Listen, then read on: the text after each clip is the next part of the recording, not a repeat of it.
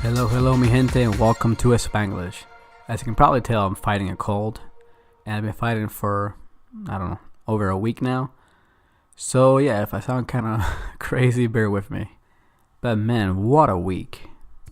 I mean, there's the whole Betsy DeVos crazy 60-minute interview where she doesn't no idea what she's talking about, and to be the most unqualified Trump appointee, I mean, you have to work really hard at being just awful. And she is, I think, the most unqualified person in this administration, besides Trump, of course. He is the king of being unqualified. But as far as his cabinet or other appointees in his administration, she is definitely the most unqualified person. She should not be in the job. And that interview is just another example of how unqualified Betsy DeVos really is. But that's not even the craziest thing that happened. I mean, on Tuesday, Trump fired Secretary of State Rex Tillerson, and he fired him by tweet. Can you even imagine that? First of all, Trump is a guy who's supposed to be the whole "you're fired" kind of guy, and he hasn't fired anybody in person. At least no one, not that we know of. I mean, he sent other people to do it, but not himself. And especially someone in such a high position of importance, he tweeted something, and that's how he find out. It's really unbelievable. If we haven't seen this campaign, if we hadn't seen how he acts in office, his crazy speeches at the rallies, then we would not believe that he would fire someone by tweet. But he did, and he has before.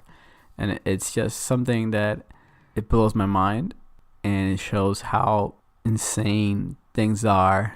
It just doesn't make any sense, to be honest. Now, Rexy wasn't really great at his job. He was awful. So I'm glad that he's gone. He's been gutting the State Department, which is such an important department of our government, which keeps us out of war. And so, yeah, there's no, I'm not crying or mourning over Rex Tillerson, but just how he got fired, it's just something that should concern most people, that a president spends all this time tweeting and watching cable news, that he conducts business through social media, not to the actual channels of the way things should be done and have been done in the past. He has no respect for the office or for anybody else, really. He has no respect for his country. And so many things have happened that the firing of Tillerson, as shocking as it was, and especially in the method it was carried out, it's not even what I want to talk about today. I also want to talk about Beto O'Rourke and Ted Cruz, or pardon me, Rafael Edward Cruz. So if you haven't heard, Cruz sent out an attack ad criticizing Robert O'Rourke for going by Beto, saying that he's trying to play into the Hispanic vote, blah, blah, blah. Well, I guess he forgot to mention that his name is, like I mentioned, Rafael. It's not Ted. So Ted Cruz is what we call un cubano arrepentido. It's a Cuban who's ashamed of his heritage. As much as he touted his father coming from Cuba with nothing in his pockets, blah, blah, blah, he has voted for so many anti-immigrant bills. It baffles my mind that people can claim to be Latino, Latinx, Hispanic, Cuban, especially in my case, since I'm Cuban, and then turn around and make fun of someone for going by Beto or Beto, and when you yourself anglicize your name to the point that it's not even close to any similar to, there's no way you can get Ted from Edward or Rafael especially. So yeah, I wanted to talk about that, but then again, things kept happening this week, and it's crazy. So that's not even the main thing that happened, as you probably know by now where I'm headed with this.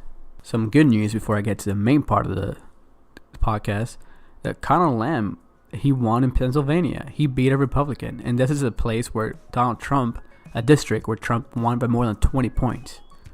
It's interesting because his opponent started running, ads praising the tax cuts and all this stuff, and that wasn't getting any traction because people are realizing that it was a scam. The tax cut is a tax cut for corporations, but not for us, not in the long term at least, and it's not going to benefit many people, just the top 1%.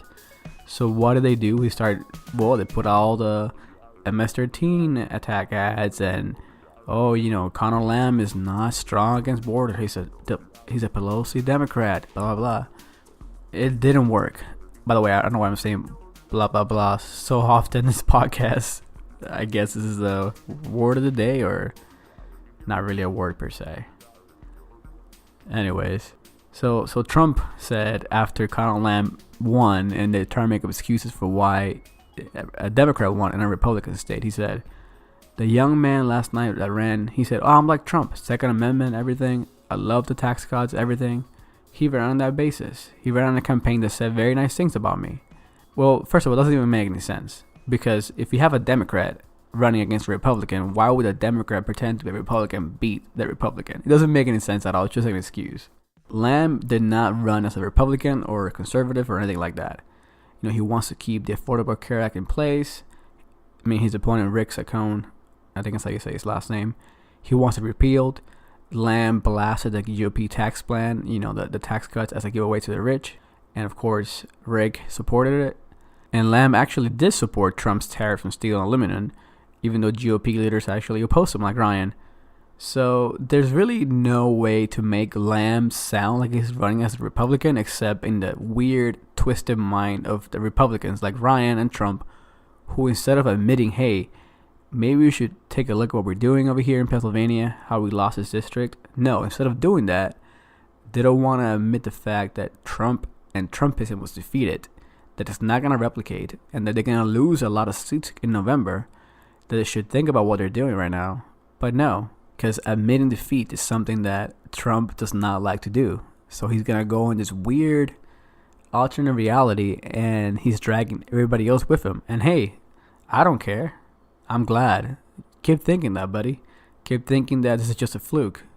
Don't prepare. Keep coming out with these crazy ads, the title ads against immigrants and all this stuff, because it's not going to work. But hey, don't listen to me, please. Keep doing it. Yeah, Conor Lamb is a fluke. And yeah, I'm winking. You couldn't see me. Now here's the main thing I wanted to talk about, and I just got to it almost 10 minutes in. The firing of Deputy Director of the FBI, Andrew McCabe. I don't even know how to begin this, how shocking and what it means. First of all, I think it's so messed up that Andrew McCabe was fired 2 days before he was about to retire. Not even 2 full days, I think it was like 26 hours. So he would lose out on the pension and like a lot of money in the pension that he had accrued over 20 something years of a career. And we know this is part of Trump's plan because months ago he tweeted that. He tweeted, oh, I think like Andrew McCabe just coasting, 90 days left for that pension? So he was pressuring Jeff Sessions to fire him before he got his pension. That's how petty and how minuscule our president is. So for months, Trump have accused, I think since last year, Trump accused McCabe of bias because his wife, she ran in a district in Virginia as a Democrat, and she got money from Hillary's people, and she lost. And the fact that he's saying that because his wife ran as a Democrat that he cannot be unbiased, it doesn't make any sense. I mean, they're two different people. She has her own thoughts and he has his own thoughts. I guess in Trump's world, women do not have their own mind, so they only do what their husband tells them to do. But in reality, that's not how it works. It's clear that this was a political firing, especially with the timing. This wasn't anything done because of something that McCabe did, really. This is about a political move to make a point. Now, the great thing about this is that McCabe actually fired back. He did not stay quiet. He released a statement almost right away that said, here's the reality. I am being singled out and treated this way because of the role I played, the actions I took, and the events I witnessed in the aftermath of the firing of James Comey. He said that his firing basically was accelerated after he revealed that he would corroborate former Director Comey's account of his discussion with the president.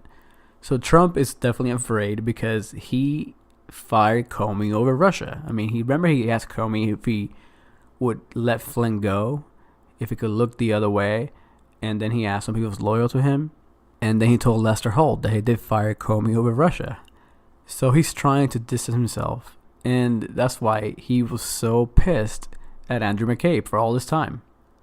And of course, Andrew McCabe himself can see that. He also said in the statement, this attack on my credibility is one part of a larger effort, not just to slander me personally, but to taint the FBI, law enforcement, and intelligence professionals more generally. It is part of this administration's ongoing war on the FBI and the efforts of the special counsel investigation, which continue to this day. Their persistence in this campaign only highlights the importance of the special counsel's work. Boom. I mean, that is as clear as day. He's saying Trump wants to stop Robert Mueller. And was he right? Yeah, of course he was. Today, Sunday, Trump actually named Mueller for the first time in his tweet tirade. Our crazy leader said, why does the Mueller team have 13 hardened Democrats, some big crooked Hillary supporters, and 0 Republicans? Another Dem recently added, does anyone think this is fair? And yet there's no collusion. I mean, he just went crazy. Like I said, for the first time, he's named Mueller. And one of the main reasons is that last week, Mueller subpoenaed records from the Trump Organization. And that means he's getting closer and closer to Trump. And Trump is feeling the pressure. The news is tightening and he does not like it. So he's going crazy. I love it. Another really cool thing is that now ex-FBI Deputy Director Andrew McCabe, he had memos, just like Comey, just like his mentor, memos between his conversations with him and President Trump. And he gave those memos to Mueller already, which is awesome. And those memos also apparently support the fact that Trump was trying to obstruct justice. So things are looking really, really good for Mueller and for America. As Larry David would say, pretty good. Yeah, that was my bad impression of Larry David. Then Trump went on another Twitter tirade saying that this was a witch hunt, that it's no collusion, blah, blah, blah. Well, again, blah, blah, blah, sorry. Well, a witch hunt that has actually found about 19 indicted witches, really. And 4 of them were former Trump campaign aides that have been charged with financial crimes over lying to the FBI. 3 of them have pled guilty already. Now, Paul Manafort has not pled guilty yet, and I don't know what he's waiting for.